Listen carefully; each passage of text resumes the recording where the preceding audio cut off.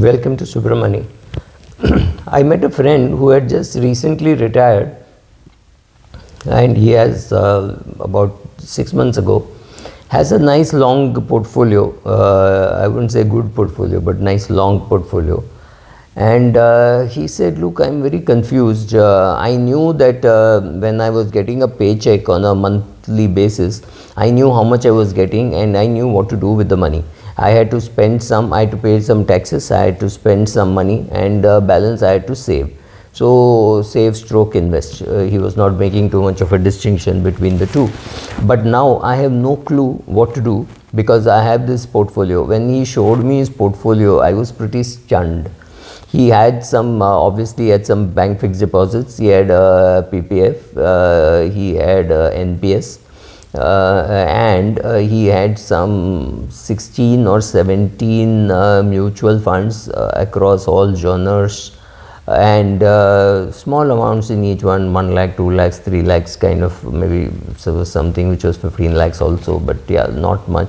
And hold your breath, he had almost 100 shares, 90 plus shares, right? That long a portfolio, right? So some 100 shares, 200 shares, 50 shares, 1000 shares, a real long list. He had enough money, make no mistake, he had enough money. His wife was also earning, and all her money were in bank fixed deposits, and she was still working. So when I looked at his portfolio, it set me thinking as to why a person has done this. Then I realized it's very simple. Every month you have a surplus and you don't have any focus as to what you're doing. You have paid for your children's education, or children have taken care of themselves, they have left, and you have now retired, right? And you have no clue how to manage that portfolio. Do you have an advisor? Yes, he has an advisor who I would say is a paper carrier, in the sense that he would come, give a form, and this man would go and fill up. It would be an NFO, it could be anything. They were all in a big mess of a mutual fund. And the guy who was his advisor was not very easily accessible also. He was just, I think, assuming here is a guy who has put 3 crores or 2.5 crores in so many of my investments, including shares. He was also a broker, and so it's okay. I don't need to give him any service, and I don't need to tell him any logic because what I'm doing, because the last 20 years, this is how the portfolio has grown. So I said, okay, well, look at it this way. You're an intelligent guy. Sit with your portfolio and tell me, if all this was sold and converted to say 5-6 crores of cash, and you had to reinvest, would you have such a long list? Could you have such a big tail?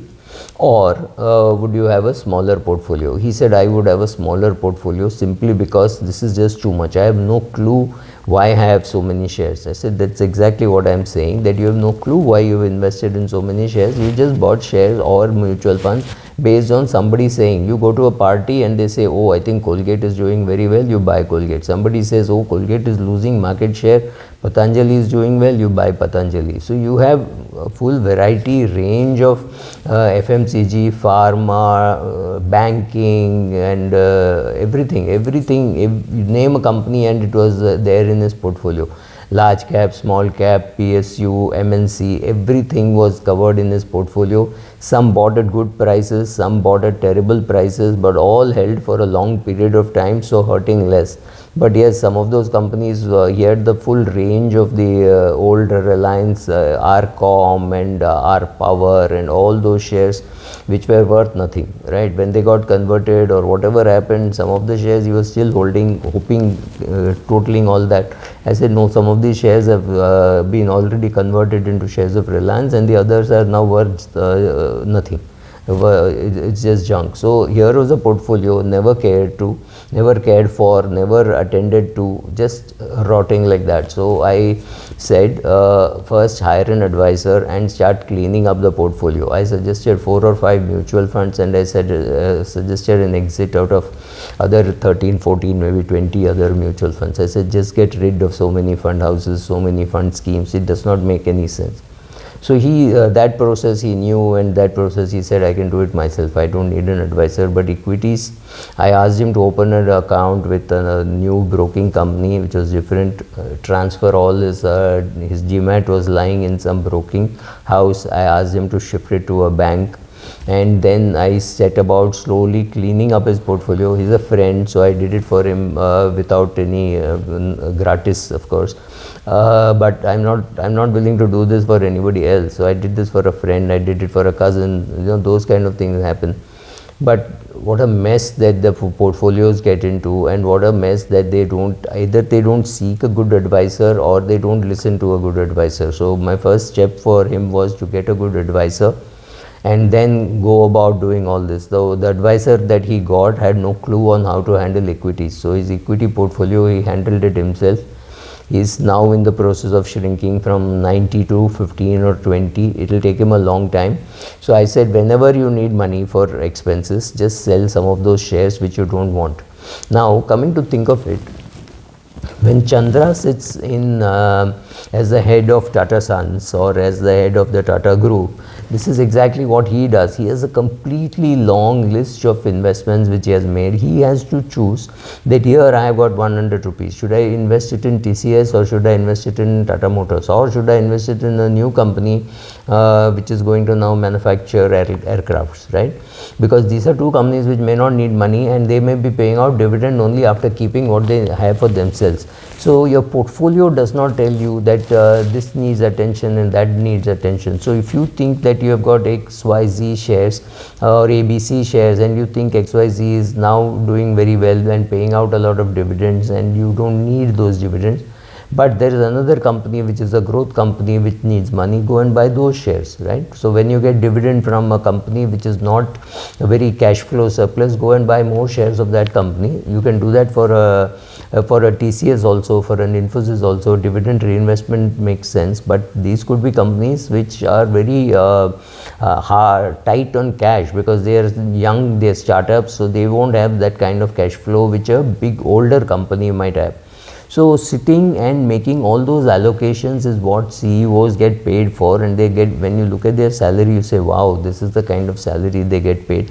Of course, they get paid that kind of salary simply because that is the kind of work that they have to do. A CEO of a software company, don't look at his salary in Indian rupees and say, oh my God, this guy is getting 79 crores. 79 crores, yes, but if you go and see what comprises of the salary, you will find there is salary, there is ESOP which is going to come after 3 years, 5 years, 7 years.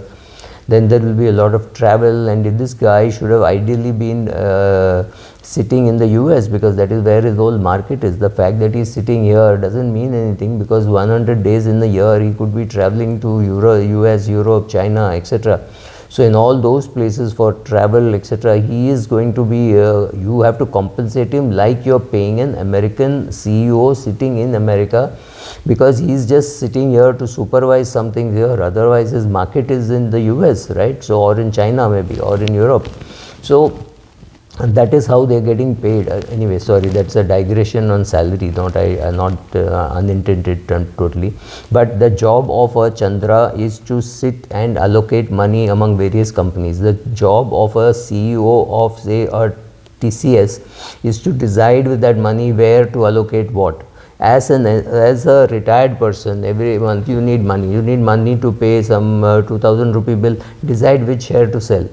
Right, because he's created such a longish portfolio. I said, look, whenever you need money, don't touch your bank, because all his bank fixed deposits and his wife's bank fixed deposits got converted into ultra short bond fund, floating rate fund, and some even in gilt fund, given the currently very favorable interest rate scenario. So all that got done. I reduced his income cash flow, saying you don't need so much of cash flow. Why get 25 lakhs of cash flow and pay tax on that when your need is only 6 lakhs? So I cut down, his withdrawings became zero, because his wife was still employed and she was getting about 1 to 2 lakhs of cash every month. After all deductions. So I said, you will not withdraw anything from your account. You will start withdrawing from your investments only after 6-7 years when your wife retires. till then, whenever you need money and you don't want to ask your wife, just get rid of portions of your portfolio which are still too big. And I loved this definition of perfection in a portfolio is not when you don't know what to add. That of course you reach a stage, but when you have reached a stage when you have taken out all the nonsense there and made it into a nice sculptured figure, right? So that is how it is. You need to create a statue. You take a chisel and a hammer and you knock away things that you don't need. That's how you create a portfolio also. You get rid of shares which you don't want, mutual fund schemes which you don't want. You keep on doing that, and chiseled you will find a nice strong small portfolio instead of a long portfolio. Thank you.